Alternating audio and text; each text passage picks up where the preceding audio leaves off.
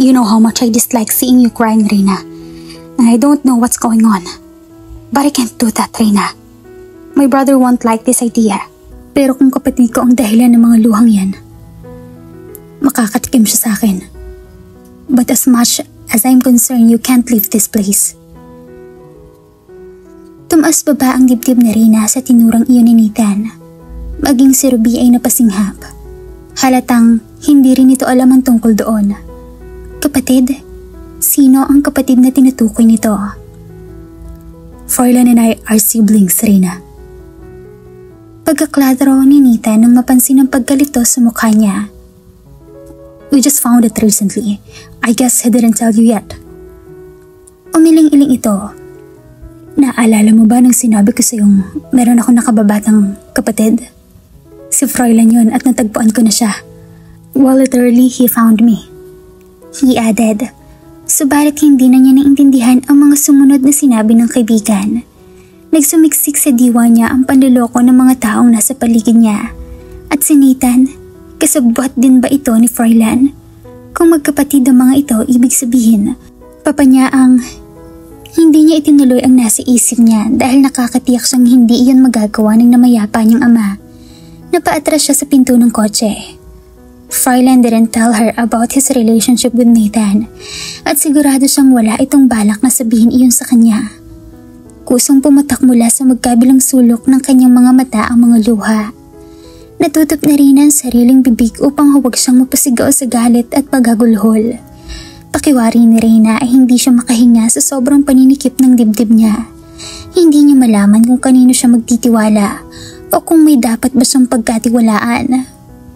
Oh God, bakit pa ito nangyayari sa kanya? Bakit siya pa?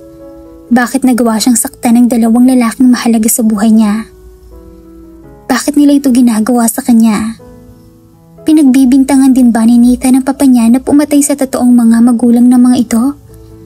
Pero bakit hindi nabanggit sa kanya ni Nathan ang tungkol doon? They were best friend, and yet he didn't tell her anything. Both Froilan and Nathan lied to her. Pinaglalaroan ng mga ito ang damdamin niya.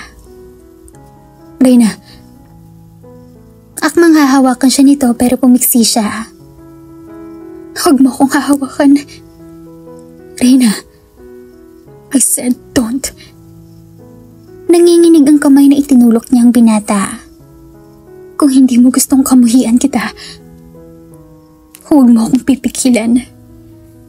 Mahina ngunit mariing wika na Reina. Sumakay siya ng kotse saka mabilis na pinahururot iyon. Kasabay ng mabilis na pagpapatakbo niya sa kotse ay ang malakas na pagmamalabis ng mga luha sa magkabilang mga mata. It was too painful that she couldn't take it anymore. She yelled and screamed her heart out in so much pain and anger. Malakas rin ang humagulhol sa loob ng sasakyan. Hindi siya makapaniwalang nagawang hindi ipagtapat ni Nathan ang tungkol sa pagiging magkapatid ng mga ito. Pakiwari na Reina ay lalong nagdurugo ang kanyang puso sa magkahalong galit at sama ng loob. Nagalit siya sa sarili niyang damdamin. Nagagalit siya sa maraming dahilan. Masama ang loob niya sa marami ring dahilan. All she wanted to do at the moment is to cry and cry. Maybe that way the pain will vanish at gumaan ang pakiramdam niya. Nalalabo na rin ang paningin niya marahil ay dahil sa walang tigil niyang pag-iiyak. Pero hindi niya gustong tumigil sa pagmamaneho. Gusto na rin nang makaalis at makalayo na sa lugar na iyon. Doon pa lamang si Froilan tila nagising at nagkaroon ng idea sa nais ipaabot ng matanda. Address ho ba ito? Oo, tumawag kanina ang kapatid mo at ibinigay ang address niyan. Ella, palagay ko'y katulad may suliran ng pag-ibig din ng isang iyon. Umiling-iling na putol ni Nanay Dolores sa sasabihin niya. Nagtatakang napatingin siya sa matanda at sa kapirasong papel na ngayon ay hawak-hawak na niya.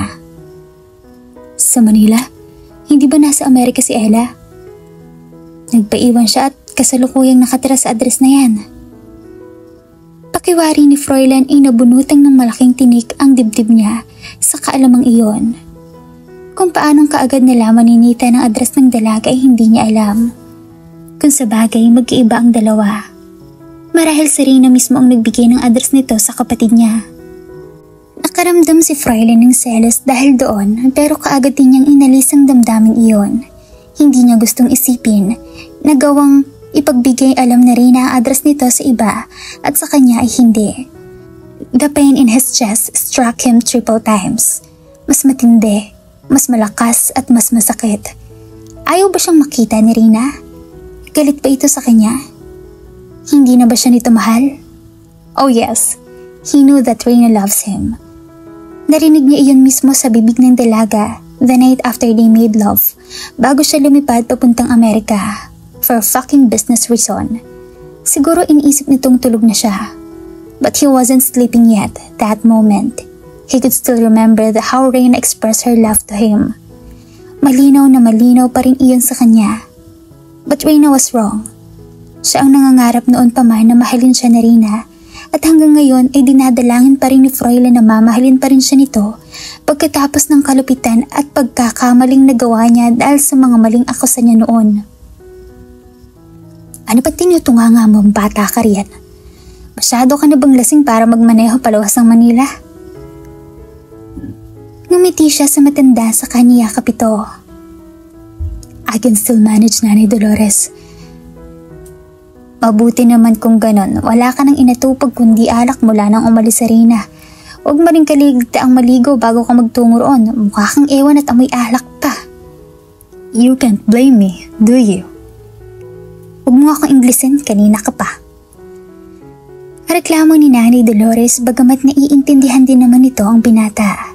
He chuckled that echoed around the 4 corners of the minibar. Tatawagan ko ang doktor at sisiguraduhin kong pupunta siya rito para matingnan ng kabayo. Wika ni Froilan. Hala, sige, umalis ka na. Pagtataboy ng matanda na bumubulong-bulong habang palabas ng minibar. Hindi ko kayo maintindihan. Mahal niyo naman ang isa't isa pero pinapahirapan niyo ang mga sarili niyo. Si Froilan ay napangiting tiningnan muli ang hawak-hawak na kapirasong papel. He will make sure to take her back home. Kung kinakailangang buhatin niya ito pabalik ng San Luis ay gagawin niya. Huwag lamang itong mawalang muli sa piling niya. Napapawi ang lumbay at pangungulili ni Reyna sa pamamagitan ni Diego. She loved talking, playing and reading stories for him every time she got the chance to be with him. Napakabait at napakalambing nitong bata. Bagamat 4 na taon pa lamang ito ay mataas na kung magsalita lalo na niyang kinaaaliwan. Matalino rin itong bata. Bukod sa nakakapagsulat ni ito ng mga maikling pangungusap, ay nakakapagbasa na din ito ng libro ng mag-isa. Wala sa loob na napangiti si Reyna habang pinagmamasdan ang paglalaro ni Diego. Excited na rin nga itong makapunta ng San Luis. Gusto raw nitong makasakay ng kabayo pero hindi niya maipapangako rito na madadala niya ito sa asyenda. Dahil maging siya man ay wala nang karapatang tumuntong sa lugar ni iyon. Nahulog na naman si Reyna sa matinding kalungkutan at pagnanais na makabalik sa mansyon nang maalala ang lugar kung saan siya lumaki at nag-iisip. Pero patid niyang hindi na siya pwedeng bumalik doon alang-alang sa magiging anak niya. Ilang araw na rin buhat ng lisanin niya ang San Luis at hanggang ngayon ay hindi pa rin siya tumatawag sa Yaya Dolores niya upang ipaalam dito ang kinaroroonan niya. She wasn't ready yet, as she doesn't know what to say. Nagpapasalamat si Reyna sapagkat pinatuloy siya ng pinsan at wala rin balak si Ella na pabalikan siya pagkatapos niyang ipagtapat dito ang mga natuklasan niya. At hindi lang niya mabigyan ng tamang kasagutan ay ang puot na rumihistro sa kislap ng mga mata ni Ella nang mabanggit niya ang pangalan ni Nathan at ang pagkakakilanlan nito. Pero kaagad din niya yun itinaboy sa kamalayan. Marahil ay nagagalit lamang si Ella dahil sa ginawa sa kanya ng magkapatid. Subalit kahit anong pilit na rin ang gawin ay hindi nawawala sa diwa niya ang binata. Nangungulila siya kay Froilan. Hinahanap-hanap niya ang mainit nitong mga yakap at ang masarap nitong mga halik sa mga labi niya. Ngunit kailangan na niyang kitilin ang anumang damdaming meron siya para rito upang sa gayon ay hindi siya gaanong masaktan ng husto. Subalit kahit yata anong pilit niyang gawing pagtataboy sa lalaki sa puso't diwa niya ay tila itong hangin na kailangan niya upang mabuhay. Hindi ito mawala-wala sa isipan niya kahit anong pilit niyang gawin. Marahil ay masaya na ito sa piling ni Trisha dahil hindi na nito kailangan magpanggap pa. The pain struck inside her left chest once again as she recalled the memories of the father of her child. Napahawak siya sa hindi lumalaking tiyan. Nag-init muli ang magkabilang sulok ng mga mata niya. Hinayaang pumatak ang luha sa pisngi. Kasabi niyo ng paghimas-himas niya sa sariling tiyan. Ipinangako niya sa magiging anak niya na palalakihin niya itong mabuti, marangal at may takot sa Diyos. Maghahanap siya ng trabaho sa lalong madaling panahon upang makapag-ipon ng pangtustos niya sa kanyang panganganak. Isa pa'y kailangan tulungan din niya sa mga bayarin sa bahay si Ella bilang pasasalamat niya rito sa pagkukop nito sa kanya. Tita, are you crying again? Tanong ng munting tinig na bigla na lang sumulpot sa harapan niya. She rapidly wiped the tears on her face as she smiled at the young boy. Hindi umiiyak si Tita Diego. Napawi lang ako. Kinurap-kurap niya ang mga mata para patunayan sa batang musmus na napasukan lamang ng kung ano ang mga mata. I thought you were crying, Tita. Palagi ka kasing umiiyak since you got here. Mommy told me once, if someone is crying, it means she or he's in pain. Inosenteng saad nito. Are you in pain, Tita Reyna? Dagdag pa nito na tiningala siya. Hindi siya kaagad nakasagot sa tinuri ng batang iyon. Diego was right. She is in pain. A lot of pain inside her chest. Her mind is in pain as well. Pagod na rin siyang mag-isip at isipin si Froilan. Pero kahit napapagod na ang diwa niya, ay ito pa rin ang palaging laman niyon. At kahit nasasaktan ang puso niya, ay ito pa rin ang titinitibok niyon. Diego, honey, why don't you help Yaya Ana in the kitchen and bake a gingerbread for your Tita Reyna? Si Ella na lumapit sa bata. Yumako ito't hinawakan ng magkabilang kamay ni Diego sa kanginitian ng anak. Tita, I will help Yaya Ana at to bake some gingerbread for you para mapawi ng nararamdaman mong sakit, okay? Tiningala siya nitong muli. She smiled at the young boy. Oh, that's nice of you. Thank you, sweetie. Malapad na ngumiti ang batang lalaki, patakbong tinungo ang komedor upang tulungan ng yaya nito. You're so lucky to have him in your life, Cos. Indeed I am. May pagmamalaking ture ni Ena na sinundan ng tingin ng anak. You'll be a mother too, so soon, and I'm sure that you'll be a good mom like me. Sinabayan nito ng mahinang tawa ang sinabi at sumaryos ang muka. Ayos ka lang ba? Tanong ni Ella na lumapit sa kanya. Okay lang ako. Akangiting sagot ni Rina. She tried to suppress her emotion as she doesn't want her cousin to worry about her.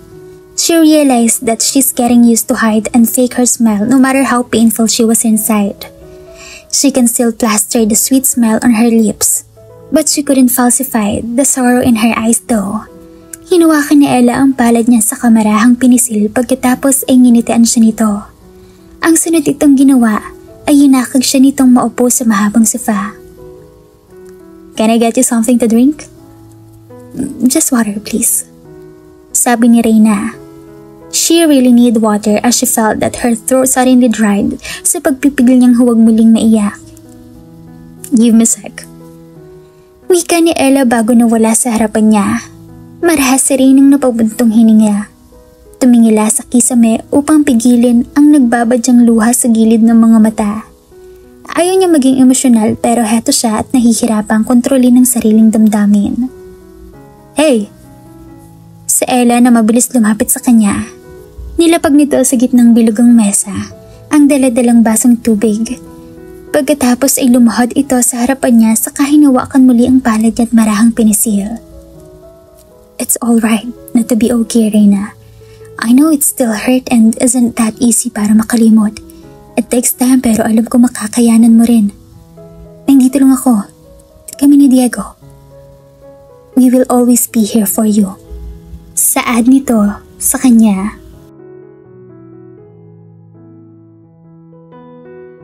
At dito na po nagtatapos ang ating kwento. Sabay-sabay po nating abangan ang susunod na kabanata. Maraming salamat po. Stay safe and God bless.